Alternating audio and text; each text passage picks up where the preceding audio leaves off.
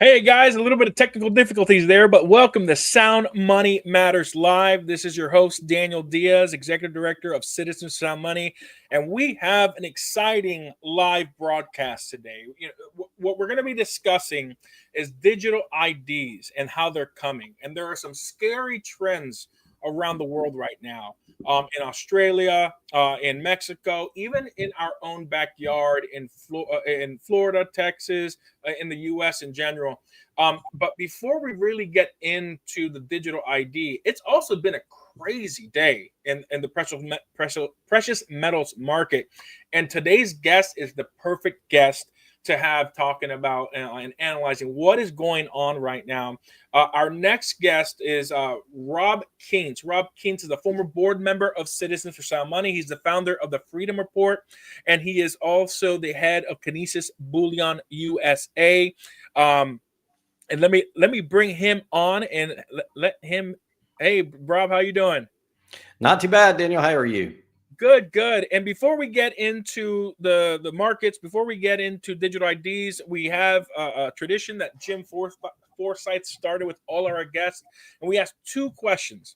The first one is, why is sound money important? Sound money is important because it allows people to interact in a market without any sort of government interference. Sound money holds its value over time and doesn't erode the savings of people. It prevents governments from spending too much money and doing what I call overreach of their responsibilities. If we look at our Constitution, the government's doing a lot more than what the Constitution should allow. But with that printing press, it allows them to do a lot of things they wouldn't be able to do otherwise. It encourages too much war, and it brings really bad effects to the rest of the world that has to cope with all of these dollars that have been printed. And what we're seeing now is the boomerang effect of the rest of the world de-dollarizing and shoving all that inflation right back at us.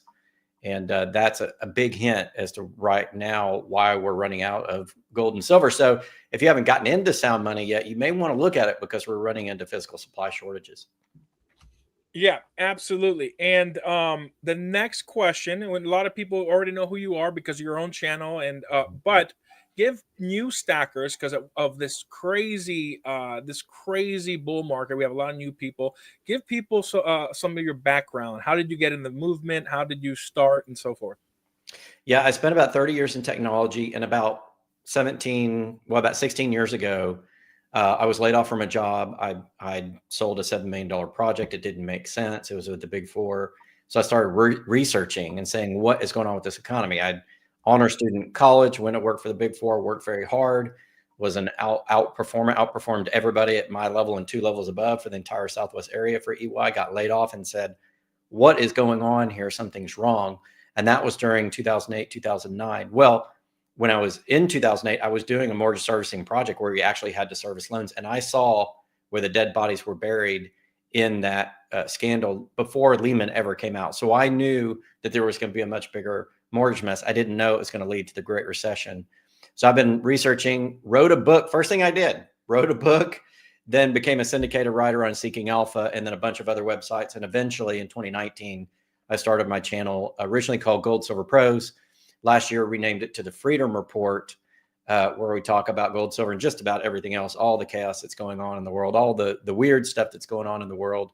Along the way, was very fortunate to have the ability to join Citizens for Sound Money as a board member for about a year and a half. Did a lot of really cool stuff there, learned about the legal system more than I ever knew, contributed to a docuseries, all these wonderful things. And it's just been a heck of a ride, since 2009 when I kind of started writing and doing all this stuff. And a lot of what I talked about back then is now starting to come to fruition. And it's weird and eerie and surreal to see this happen in real time, even though I've been writing about it for 16 years. Yeah, absolutely. And one thing that I loved about your story that, I knew you for almost a year, and then I learned about what put you on the map. You blew the lid off of, was it the Comex, LBMA, or Perth Mint Kitco scandal? I think that's pertinent because we're about to talk about what's going on today, and it's very similar to what you learned. So tell the audience a little bit about how that happened. Yeah, I wrote the first series of articles in mainstream media on Seeking Alpha because it is a mainstream site that at the time was syndicated to places like Market Watch, NASDAQ.com, manipulation of precious metals. Basically saw it in the data. And so a lot of people have been writing about that for a long time. I kind of brought it to public opinion and got popular, I suppose, with the precious metals crowd. And then as well, along the way, a few years ago, a friend of mine, Daniel Vigario, who's a chartered financial analyst, who was living at the UK at the time, noticed some funny stuff going on in the Perth Mint's financials. Now, the Perth Mint is a Western Australian government entity that does precious metals. It's kind of like a quasi-governmental entity. And because of that, they're one of the few precious metals providers that actually has to report their financial statements. Most of them don't. Most of them are private and they hide them because they don't have to publicly. But the government did. So Perth Mint had been running this scheme, we think, based on the data, that 929 billion Australian dollars of metal that Perth Mint customers had put into an ETF, into their regular storage product, those two products had been lent out and they were making money off of it. The problem is if those customers wanted to get their metal, it wasn't there. We unraveled it. We rebuilt their balance sheet and their financial statements from their public reports. We showed that it couldn't be anything else but. It led to a big scandal. Kitco started covering it, and they brought on the CEO of Perth Mint. They brought on the former Goldman Sachs guy who built that system, and they were defending it, but the explanations did not make sense. So we just kept on it. We did 6 episodes on it. Me and Daniel, he's a CFA. I'm a former auditor. We're like, no, this is not the way what your financial reports are actually saying. And it was blatantly obvious that they were rehypothecating or lending out the metal that they weren't telling the customers they were doing that. And it led to them spinning off the ETF to Goldman Sachs. As soon as Goldman Sachs got it, they said no convertibility, meaning you couldn't get the metal, meaning I think the metal probably wasn't there. And it led to a lot of other things. Well, fast forward a year or two after that, John Adams, who people know from In the Interest of the People, broadcasting with Martin over there in Australia, he was an advisor to Australian government for a long time. He took it up. He went there to the parliament and he said the regulator, known as ASIC there, wasn't doing their job. And the parliament kind of agreed. And so there are changes coming to the regulators. So very explosive thing that happened at Perth Mint. It caused the government to examine the whole regulation scheme. And I also blew apart another story along the way when I was at Silver Symposium about 3 years ago. The gentleman that was with the CFTC, who's the Commodity Future Trading Commission, who is the regulator of all of the futures markets in the US, not only gold and silver, but oil, sugar, all of our tradable commodities.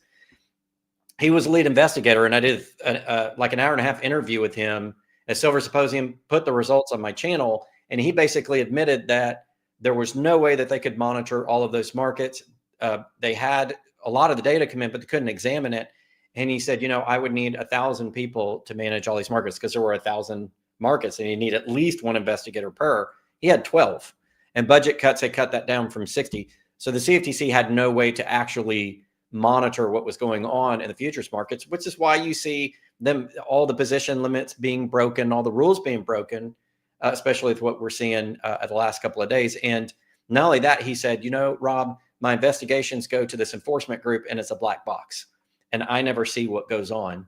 So there's a disconnect. And so a lot of really weird stuff goes on in in all of the Western gold markets. LBMA has had recent scandals of running out of silver and things like that. So a lot of the Western commodities markets, the regulation is not sufficient. They don't have the right monitoring.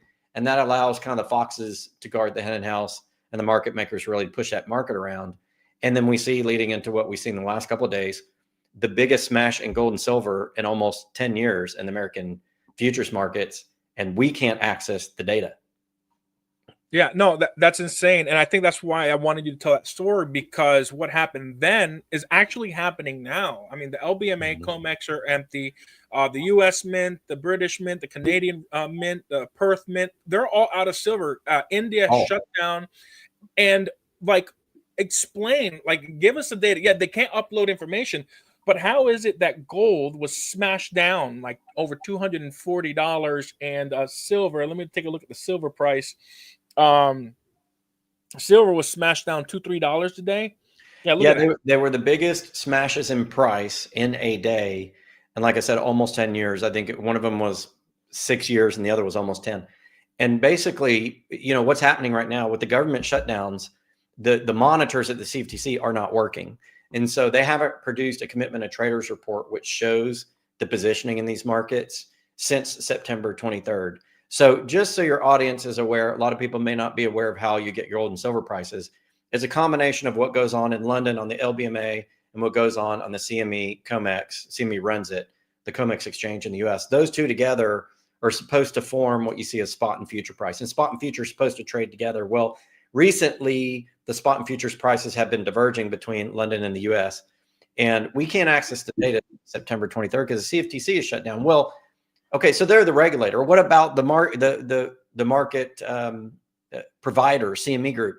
I went to their website today and I did a video. It's going to be on my channel tonight.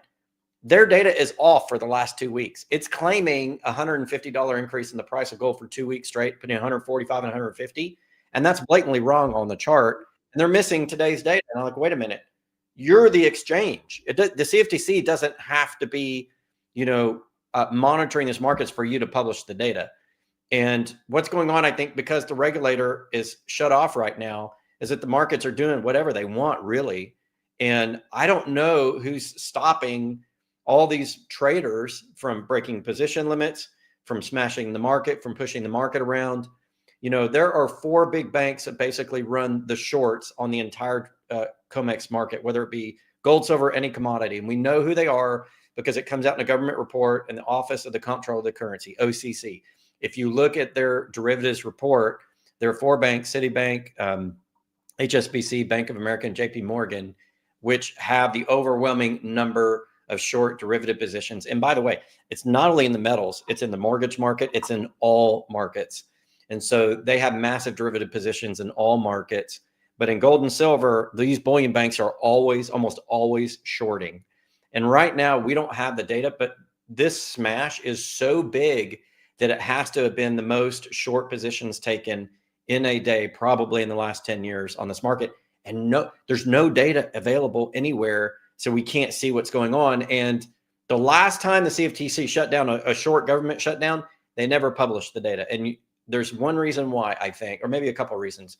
The most prevalent being a couple of years ago, the CFTC and the CME Group here in the US together reported a cybersecurity incident. And it came out that the CFTC does not get all of the data directly from the market. They get it from the traders. So if you're one of these big banks, you can give them whatever data you want. So the CFTC doesn't even have the correct data. And so I don't think we're ever going to get the true data on the market. It's the most absurd, manipulated market, I think, probably anywhere in the world. Yeah. And, with the CFTC, the regulator shut down, basically the bullion banks are doing whatever they want right now to gold and silver. Yeah, and it's crazy the disconnect between the futures contracts and physical bullion. I mean, like I have a side business where I am selling like crazy. I am selling gold and silver like crazy. And then the other day, they were selling physical ounces of silver in China at $128 an ounce. The disconnect between the future contracts and the physical are nuts. And everything is empty. Right? Like I think last week they delivered 8 million ounces into the LBMA and within hours it was gone.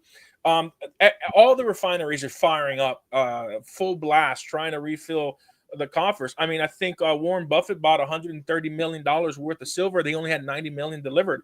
And it's just nuts how they're able to manipulate the price the way that they have through the short contracts. Yeah, and we can't even get the data. Can't get the data. The physical markets are blowing up. The 3 major wholesalers here in the Dallas market, Dillon Gage, Elemental, and Dorado, are completely out of American gold and silver eagles and Canadian gold and silver maple leafs. And the premiums have shot up, but they're just out. And I called one of them yesterday. I won't say which one. They said, well, we're saying 5 days on our website, but I don't know when we're going to get it in. He's like, I'm trying to buy everywhere in the market. I can't find it, and the mint doesn't have enough. And so I wanted to explain the significance of that. You can still get gold and silver bars. In fact, silver bars don't have high premiums. If you want to get a 5 or 10 ounce bar, more than likely you can go find it. Yeah. What happens when the American gold and silver eagles and the Canadian gold and silver maple leafs run out? Those are the 2 most bought markets in the American bought metals in the American market. Yeah. So when those run out, it means it's the beginning of what's an avalanche rush. And an avalanche rush is where you're going to see, at one point, we saw it a couple of 3 years ago, there was a small blip in the market for silver, and American Silver Eagles, the premium doubled the price. I think you could go way beyond that. I think you could see 3 to 4 times the price, because there's no way that they can ramp up enough production, because the mines haven't produced, especially in silver. The last 4 years, the mines have been in deficit to the demand for 1 billion ounces. 1 billion. Okay, that's across the world. The mine output has lagged silver purchases by 1 billion, and that's drained down all the inventories everywhere, with the exception of basically China, because they don't let the metal leave. Yeah. And so the whole Western world is lacking silver, and they're starting to run out of gold. And it's, Mike Maloney says all the time that silver will become unobtainium. It's almost unobtainium. The only thing you can get left are basically silver bars. And I run Kinesis Bullion in the US, a national market. We had one gentleman come in and buy almost $1 million in silver in the last 2 weeks.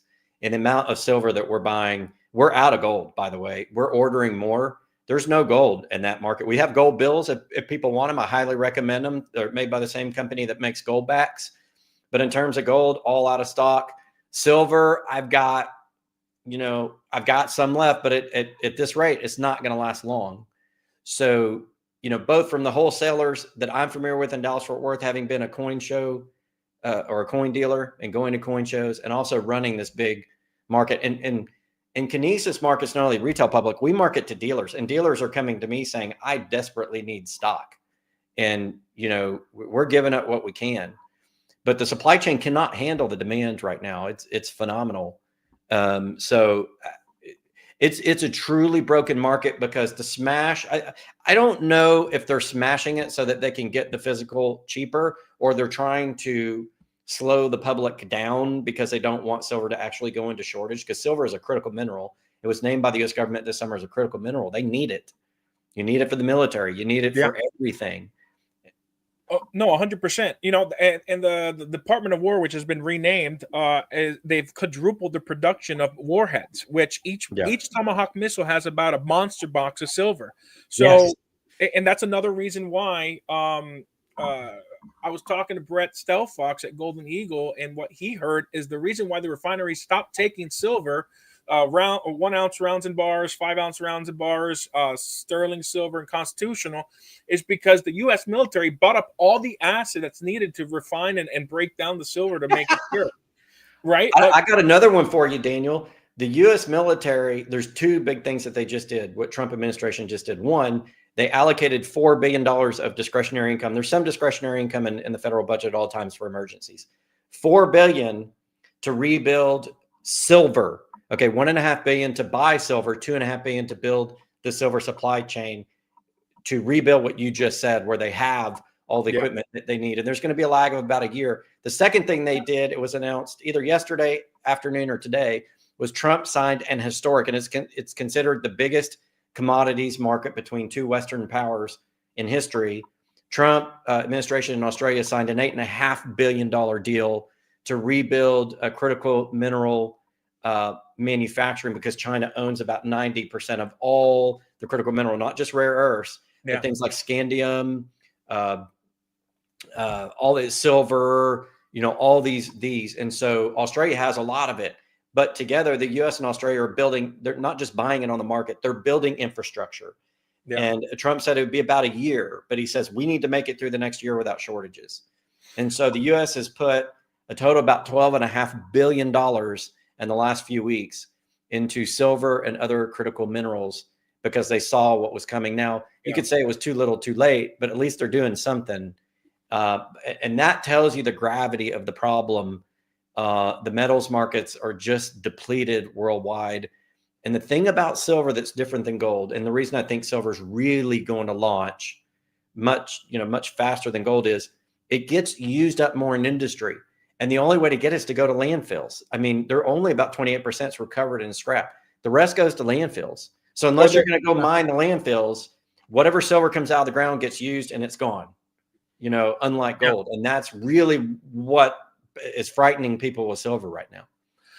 And right now, look, silver, in my opinion, it's way undervalued. right? Mhm. Like David Morgan likes using the average wage back in like the 50s and 60s, which was, I don't know, like $5, I don't know, maybe $2 an hour, $5 an hour. And he's, when you figure out what that is in uh, current inflated Federal Reserve notes, it's like $250 per hour versus one five what you call it, silver dollars an hour. So he like thinking that the average price, the real price of silver, should be $250 an ounce. And I think that he's not wrong. I think that if we go back and look at what the wages were when we were on a gold and silver standard, figure out what the nominal income was, and we extrapolate that out as if we were still on a gold and silver standard, that's what the gold and silver price should be. No, and I think you're 100% right. I think that silver is such a critical metal. Look, they use it for everything. They use it for the medical field. They use it for technology. They use it for batteries, solar panels. They use it for military warheads. And we're not even talking about the fact when that silver goes boom, it disappears. It turns into dust, right? In the warheads. Basically, the only way to disintegrate gold and silver is to blow it up in a missile. Yeah, exactly. And the U.S. government, in fact, the whole world's really good at that right now. We got regional wars everywhere. So, yeah, and that's why it blows my mind that they were able to tamp down the spot price of silver. Look, it's all market manipulation, and right now, look, the United States had the biggest silver reserves and the biggest gold reserves. When we got off the silver standard, we stopped minting silver coinage, and after 1965 for 90%, we did it to 40%. We just started emptying and just getting rid of our silver, and now our strategic reserves are down to nothing. Thus why, if it's true, if what Brett, haven't looked into it, David Morgan wanted to look into it, if it's true that the U.S. military is buying up all the acid to refine this strategic mineral, and I think it's not a coincidence that they made a strategic mineral right before this happened, if it's true that they bought the acid to refine the silver. So silver is money, gold and silver is money, but it also has a lot of utility. Gold and silver can be used in so many different facets in our current modern economy because of the digital age. And all the health benefits of silver as well, right, for the medical field. So I think that what's happening is that silver is the money of the common man. And right now, gold is getting to a point where the average person, it takes them, I forget how many weeks of work to just buy an ounce of gold. It's astronomically high in the current fiat standard, but silver is still attainable at just below $50 an ounce at spot with premiums. You were talking about American Eagles, but American Eagles for a wholesaling, I mean, it's hitting us at $6 from the wholesale. Well, okay, so APMEX American Eagles right now are $200 over, and the wholesale market, I used to be able to get Eagles for, not too much over spot. No luck with that. And the silver Eagles at APMEX, I think, spiked at $12 over spot yesterday. Yeah, they're going to go higher. I think they may double. I think the premiums, by the end of the week, maybe an extra $20. And if the shortage keeps up, you're going to see $100 American Eagles on the market before too long. Yeah, I think that I was talking to David Morgan when I interviewed him last week, and I said what I'm hearing is that we could see $20 plus premiums on silver, especially silver Eagles. They're out.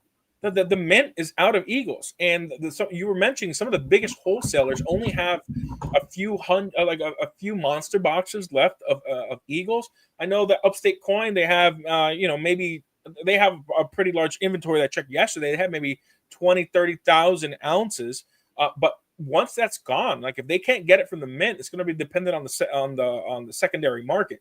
So now let's tie in the importance of stacking gold and silver and the fact that gold and silver is freedom to digital IDs. If you want to transition to that now, or do you want to keep hitting and analyzing what's going on in the markets? Well, let's talk about digital IDs. So there's a disturbing trend of digital IDs, and I read a lot of news, and I was surprised at how I kind of missed this. Now, I kind of knew that they would come out with some sort of digital ID because real IDs came out in my home state of Texas years ago. Our driver's license now are called real IDs. And the real ID is a specific format that could be eventually tied to biometric and digital systems. So we kind of knew they were working that direction. So I had Aaron Day of the Daylight Freedom Foundation and fellow at the Brownstown Institute on my channel last week. And he said, Rob, 17 countries around the world instituted digital ID in the last 90 days. And literally they had been working. No, we had all been thinking about CBDCs and all this other stuff. And here they get digital IDs out. And this is a good article on, I think, Reclaim the Net or wherever it is. But so a couple of countries have gone really dystopian with it. In Vietnam, you cannot get a job unless you have a real ID on your phone. Same thing in Mexico. Every citizen is required to give up their biometric identifiers. And it's really scary. And I think it's now up to 11 states in the United States have taken the real IDs and digitized them. And if you carry that forward, there is a new law. Texas Senate Bill 2420 establishes new age verification and parental consent for app stores for your phone. And what it requires is that you validate your identity, or if you have a minor on there, that the parent's identity gets validated. And they could do it by credit card or something, but more than likely there's going to be biometric identifiers eventually, because it's too easy on a phone, for you to enter that kind of information. And the bill allows, if an app already has some sort of identifier, for you to use it. And there are other states that also have it. Utah, earlier in 2025, enacted its own App Store Accountability Act. I'm on pillsburylaw.com, requiring app stores to verify users' ages and obtain parental consent for minors before allowing app downloads or purchases.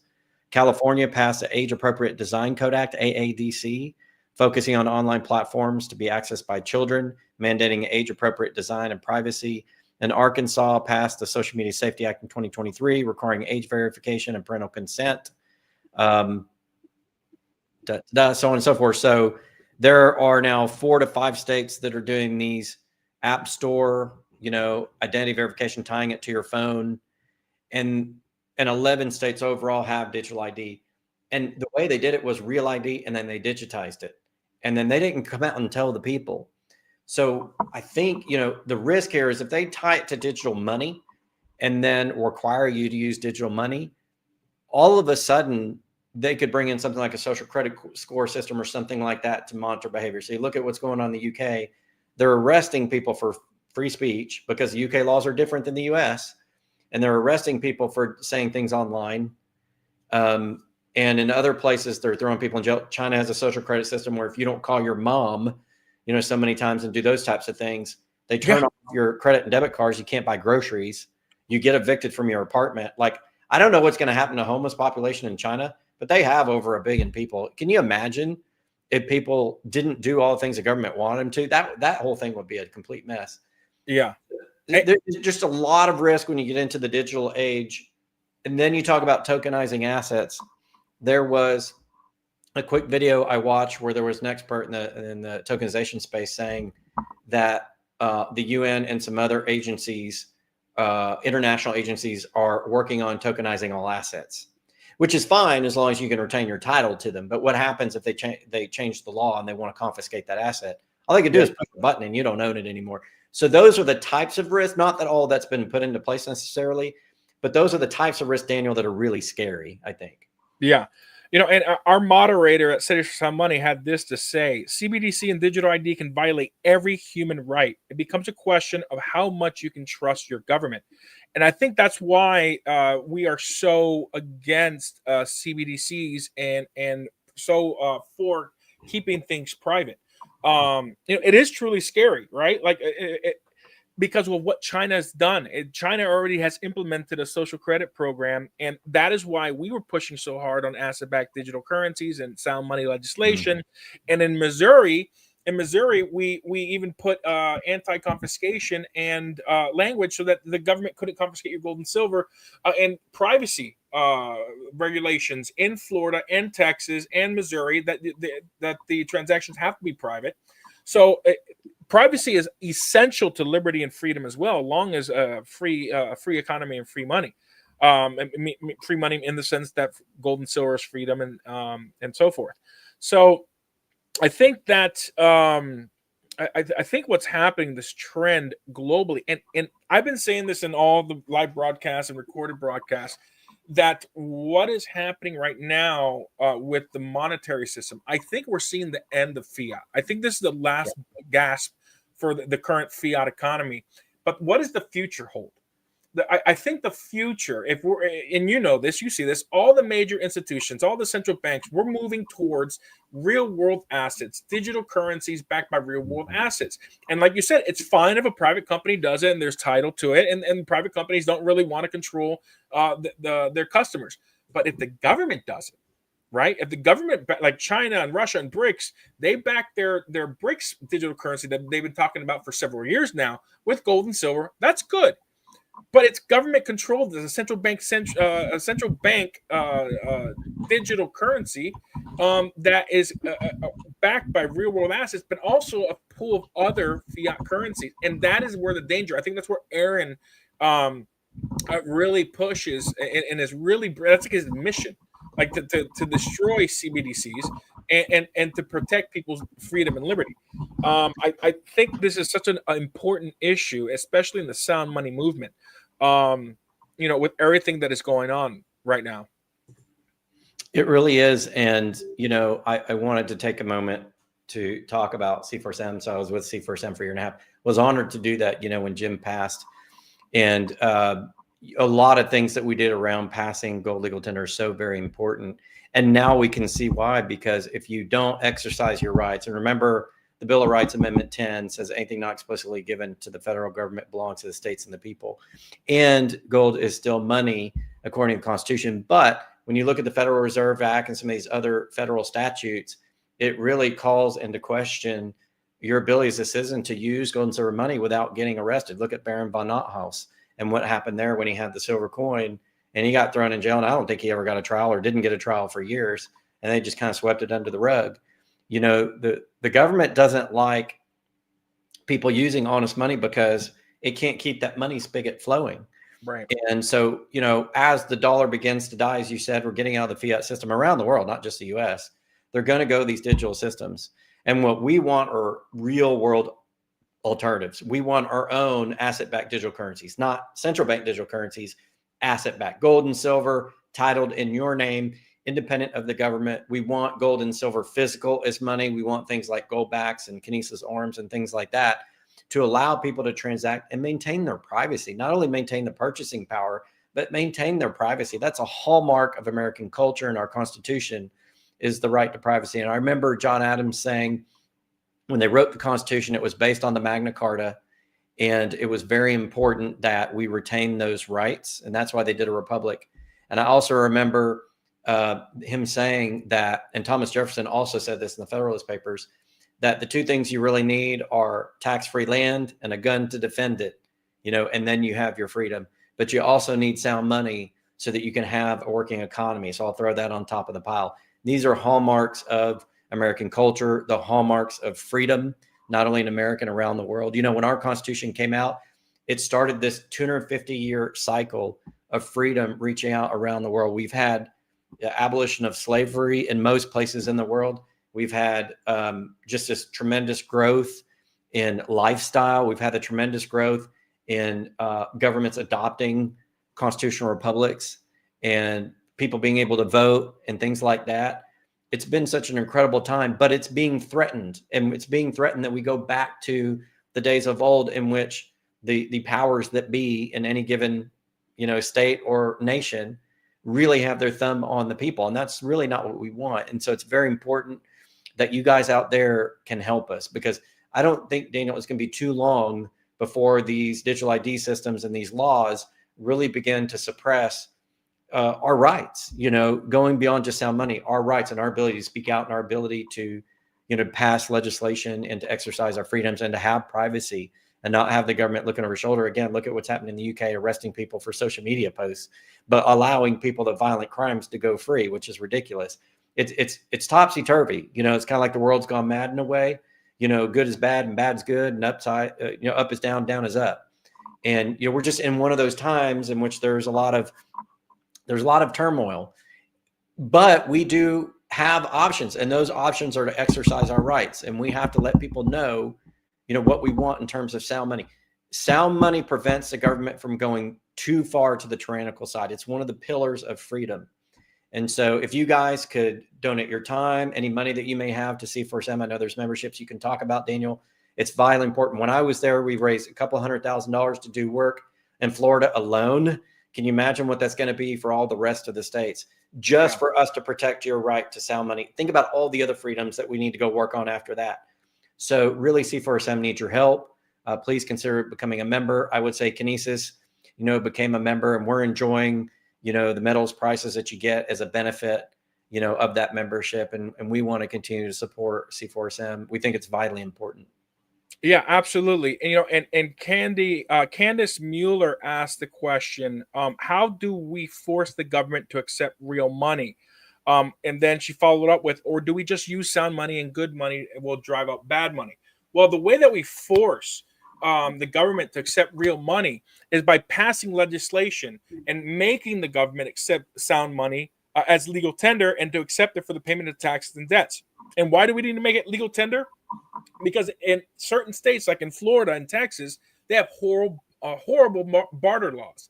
And if you transact in sound money, you don't have the same legal protections as if you used Federal Reserve notes. So the United States is the only country in the world where the smaller jurisdictions within the federal government have the authority and constitutional right to make something other than the national currency legal tender, and that's gold and silver. So what Rob was saying is, if you want to bring and force the government to accept sound money, you want to support our organization. We're the only nonprofit sound money organization in the country pushing legislation and lobbying for legislation, make gold and silver legal tender. And we're also an education foundation. We have the sound money movement, where our mission is to educate people on the necessity of sound money for a free society and a free economy to exist. And that is the second part. Not only do we force governments to make gold and silver legal tender, we also want to educate people on how to use sound money. And that's what we're doing this weekend in Missouri. Missouri has the best sound money legislation in the country. It is hands down the best legislation actually in the world, the most permissive. If it has 1% gold or 1% silver in the bar ingot round coin, it's legal tender in Missouri. And what we have done is we're following up and doing exactly what our mission has said we're going to do. We're going to promote the use of sound money, protect people's rights to do so, and then educate every generation on the necessity of sound money. And we're doing that through our sound money seminars, through the sound money movement. We are literally getting together with business owners that want to take sound money for their goods and services, and we're educating individuals in Missouri and anywhere else that they want to bring us to educate in the different states. We have multiple people that want us to come to their states to teach them how to use sound money in their day-to-day activities. So we are a nonprofit organization. The other companies and organizations out there, they're for profits. They make a profit, they sell bullion or whatever they do, and that's how they fund their legislative arms. We're a nonprofit, and we are representing the people and the industry. We have multiple competitors that have never worked together before, but because of our late founder Jim Forsyth and what he was able to do to bridge a gap and bring competitors together for the sound money movement, because the sound money movement is all about freedom and liberty. That is the connecting force between gold and silver stackers, and why we are so attuned to monetary history. Because if we don't know our history, we're doomed to repeat the mistakes of the past.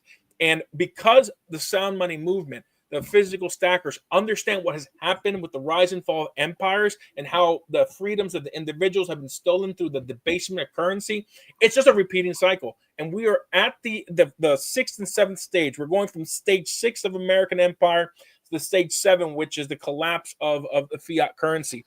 And that is what we're doing. So if you're listening to us and you want to bring sound money to your state, support Citizens Sound Money. Go to Sound Money. Oh, actually, let me pull up the link. You can donate if you don't want to become a member. The membership is $25 and $100. But if you just want to donate more than $25 or $100, you can go to the shop and donate a custom amount. what we're doing, the mission that Jim Forsyth put forth, and the work that we have done. Look, when I started, we had 5 states that made gold and silver legal tender. Now Mhm. there are 11. We've added with our other partners. In That addition shows that we can do it in only 2 years. We've added that's a tremendous accomplishment. We can do it. And not only that, Daniel, just to point out, we have 2 gigantic states in Texas and in Florida, which represent a huge chunk of the US economy. So it's not like we're just getting the ones and twos. We're getting the big boys involved, and that really matters. Yeah, 100%. And that's why we focus so much time and effort and money in Florida, because Jim and our board and we agreed that once Florida passed sound money legislation, they're like a domino. A bunch of states in the Southeast region and around the world actually are paying attention to what we just did in Florida, and they're going to follow suit. And with this bull run that we just had in gold and silver, we have a stronger case when we come this next legislative session, which has already started in certain states like in Florida, to bring sound money to the people. So we got a few minutes left. I like to try to keep the live broadcast around 40 minutes. Are there any last words before we wrap up this segment? Well, I think it's a critical time for people to exercise their voice. Not only buying gold and silver, but exercise your voice. Call your state legislatures, venture down there, just take a day off if you can. If you have that option, I know a lot of people can't. Take a day to go down there and just talk to people. The thing that I learned when I was down in Florida and we were doing that lobbying, and I was talking to all the offices and the senators and the House representatives, and then we went to ALEC later and we talked, at both the federal and state level, all of those people. They respond to eyeball contact more than they respond to anything else. There's something about talking to people, telling your story, telling them what's important, that they respond to. And I would also say I was quite surprised at the reaction of the Florida government. It's easy to get jaded when you're sitting on the sidelines and thinking that the government hates you or they're out to get you. And certainly there are nefarious elements, in any government, always have been throughout history. But the people at the state level really want to listen, and most of them really want to do the right thing. They just need to hear from you. And sometimes they need to be educated too. We forget we're in an industry where we really understand sound money, but we're only 2% of Americans about. And a lot of these legislators, they've grown up in a fiat world. They don't know any better. So we can't assume that they don't want to help. Maybe we just need to help them see the light. And I think that one thing that you can do in connecting with your state representatives has a really big effect on the direction of sound money in your state. And again, with all the digital systems rolling out, the stable coin systems, the ones that will be used for government, the CBDCs, digital ID, tokenization of assets where, they could confiscate it for some reason, that system could potentially be used, to control or to even for theft. Governments often take people's money through taxation and other schemes. So now is the time. You don't have a ton of time. Now is the time to really jump out there and get active. I was just a guy from Texas. They asked me to join the board. I'm like, I don't have political experience. I can educate people. They said, great, come down to Florida. And Daniel tried to get me to go for a year, and I finally went. It was one of the best experiences of my life because it showed me that you can make a difference. Don't give up. Don't get jaded. You can make a difference. Talk to your state reps and support C4SM with whatever donations you can give. And we made a huge difference, Daniel, in just a year and a half. It was phenomenal. Oh, it was amazing, and I told you, look, Rob, come. I will guide you through it. Let's go. It's very easy. These are just people. People get scared about the lobbying and meeting with their legislators. We elected them. They're just like you and I. And I think when you got in there and you started meeting, I'm like, yeah, they're just other people. We just got to educate them. There are business owners. There are pastors. I mean, there are all sorts of people that are serving, and they do it because they care, honestly, and they'll listen. Yeah. 100%. So we are going to be meeting with Lynette Zhang this week. We have a brand new headquarters that the Zhang Enterprises donated for Citizen Money. So our national headquarters will be in Arizona. And one thing Lynette wants to do with me is have live broadcasts and do Q&As on how to lobby, how to be a citizen lobbyist and bring sound money to your state and your country. Idea. So we're going to be meeting this week. We're flying in Thursday, and I'm leaving Saturday. And Saturday I'll be going to Missouri. And one of the things on our agenda is to discuss how we're going to do these broadcasts. And I think right now the idea is to have them on Monday nights. So if you are watching this, support our organization, support our movement. We're the only nonprofit doing this, and we will provide you with the tools necessary so because all of you watching right now are part of the Sound Money movement, and we're going to equip you with the tools and the education you need to go out there and effectuate real change in your local and state governments. So, Rob, thank you so much for being our live broadcast today on Tuesday. And I'm going to close it out. So thank you again for coming. It's been a pleasure. Thanks for inviting me. Absolutely. All right, guys. So that is it for our, I think, is it our third or second live broadcast. Last week we had Jeremy Kaufman. We had Rob Kientz. And we want to thank you all for coming. Again, don't forget to support the Citizens Sound Money. Go ahead and donate. And make sure you follow us. If you're watching this right now on let me share this right here. On YouTube, please subscribe. So we actually hit 1,000. Let me refresh this. Let's see if anybody subscribed since I've been on. We're at 997. Help us get to 1,000. We're trying to monetize our channel so we have another revenue stream to continue doing the work that we're doing. So go ahead, click that button, subscribe, and then if you're on X, please follow us on X. We're trying to break that 4,000 followers as well, so we have greater reach. You know how the algos are with X. And everyone, thank you so much for coming on this live broadcast. Keep fighting the fight. Keep spreading sound money, education, sound money, freedom, and like I like to say, spread that sound money gospel. You guys all have a great night. God bless.